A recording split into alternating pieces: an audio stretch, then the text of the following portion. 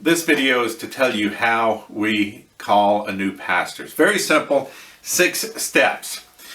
Step number 1, you get an interim. Mission accomplished. Ryan left, I have come, you've got your interim. So step 1 is done.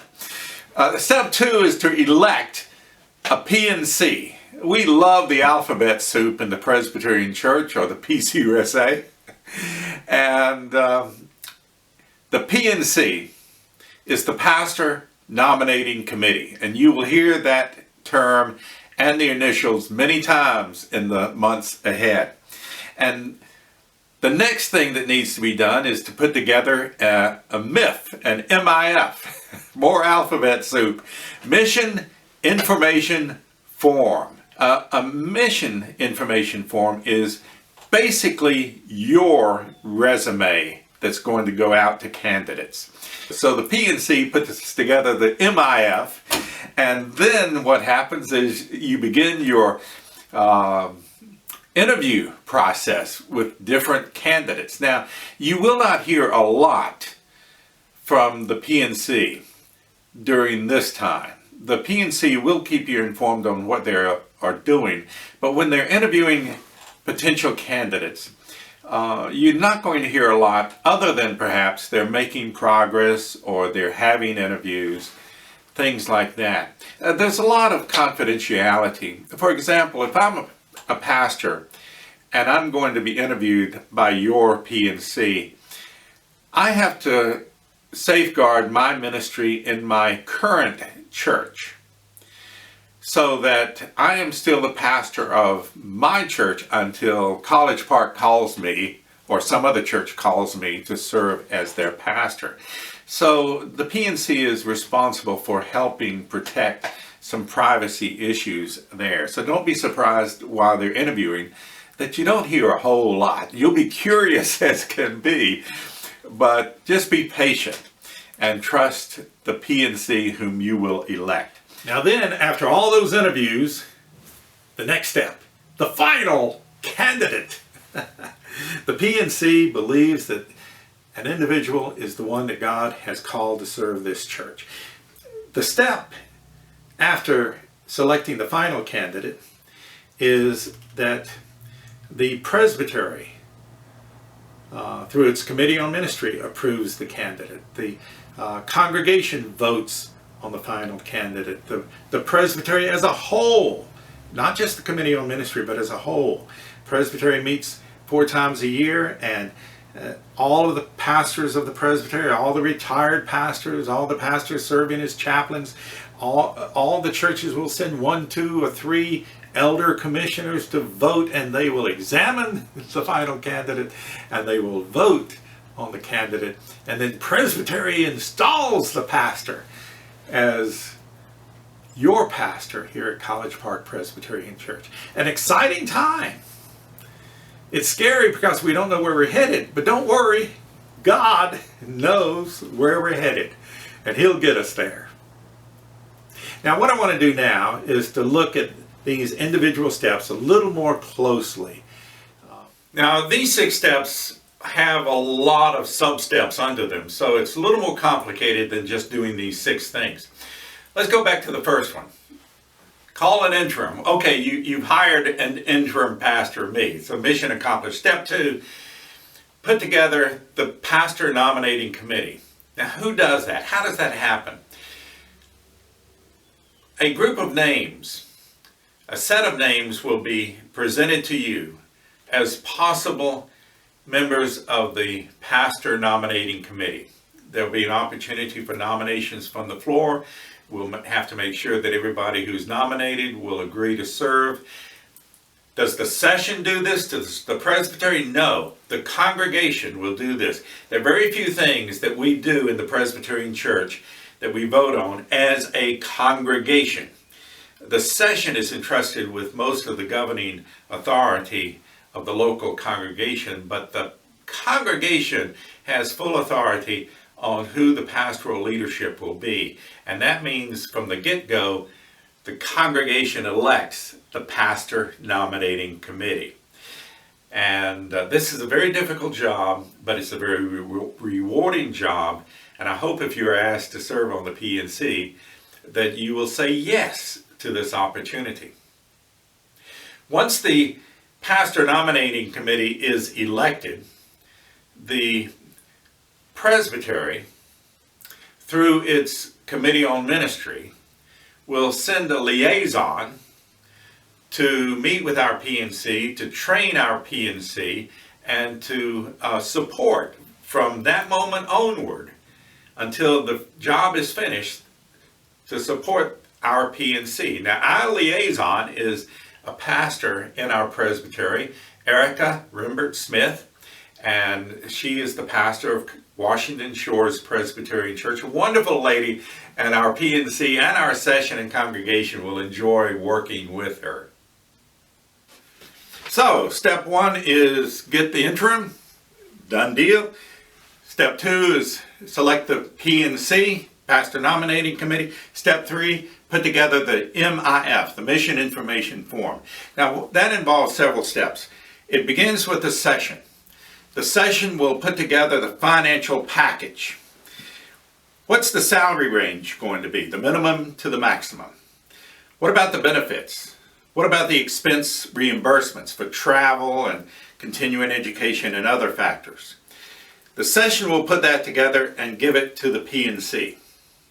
The congregation will also be involved in the MIF through a mission study, and you will probably receive a questionnaire, and there may be some other groups or individuals that gather together to put input into what kind of church are we? Who are we? Who do we want to be?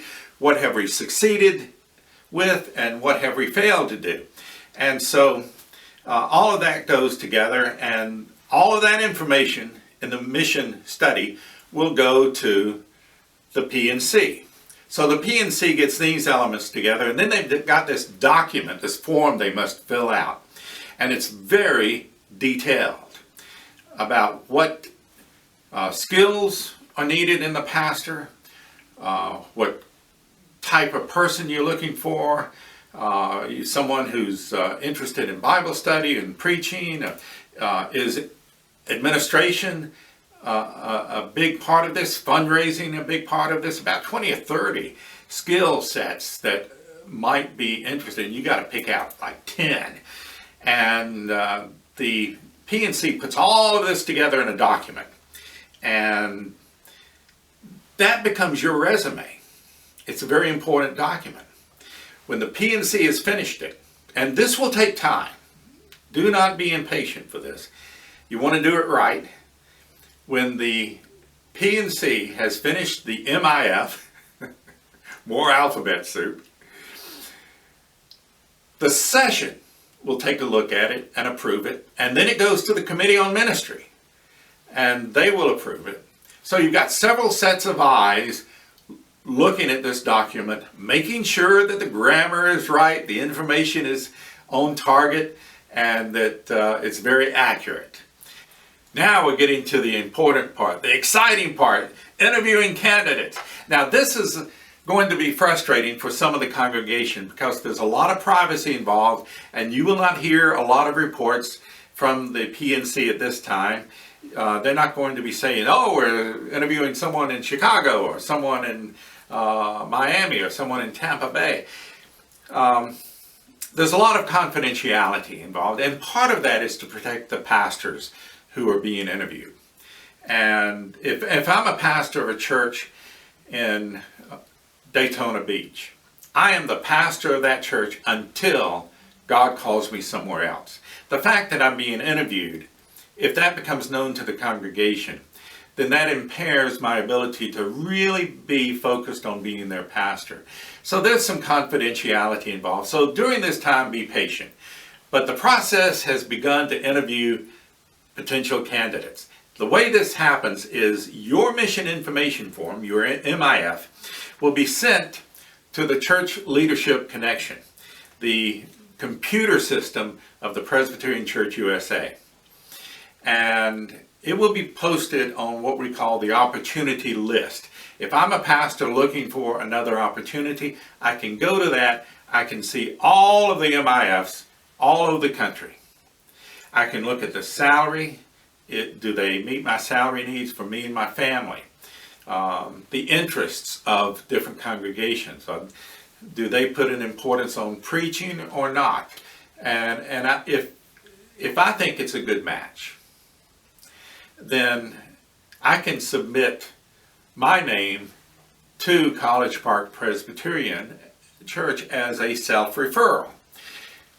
The system will also do some computer matching. That's why we call it the dating service sometimes. The interests of College Park Presbyterian Church, do they match the interests of different pastors?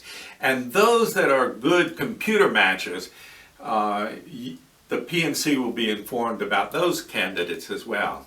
You may hear that the PNC is looking at a lot of candidates. And that might be the only thing you hear for quite some time.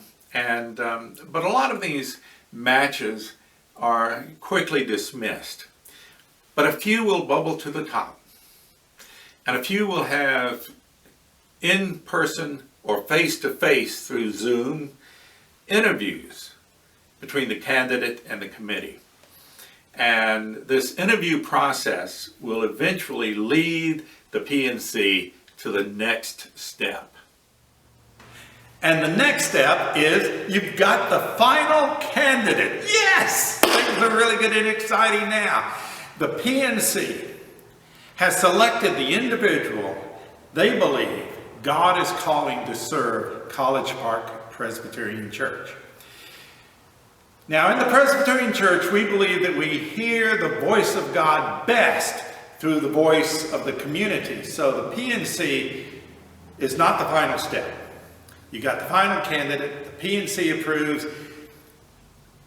The Committee on Ministry, representing the Presbytery, will examine and vet and do background checks on this individual. And remember, the Presbytery, their goal is to do what's best for College Park Presbyterian Church. They want all the congregations in this presbytery to succeed and do well.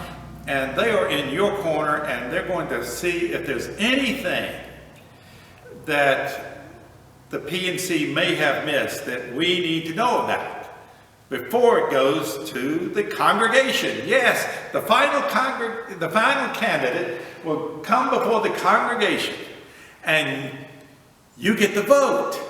It's one of the powers of the congregation that the session does not have.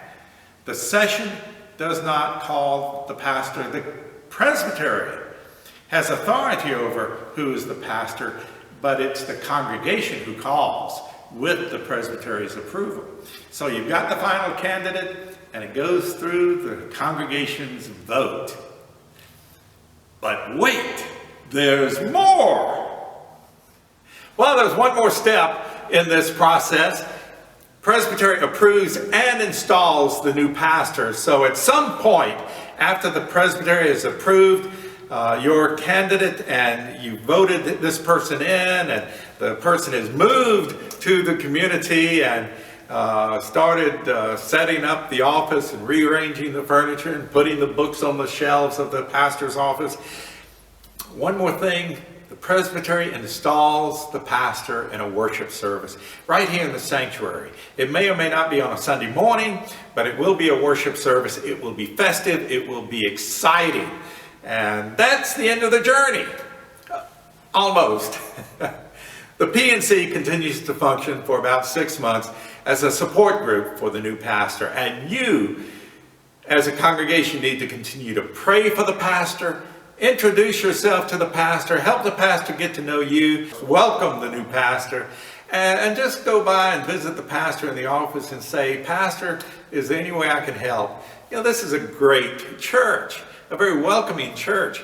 So use that part of your personality to welcome your new pastor. Wow, I have just given you more information than you ever wanted to know about how in the world you're going to call your next pastor.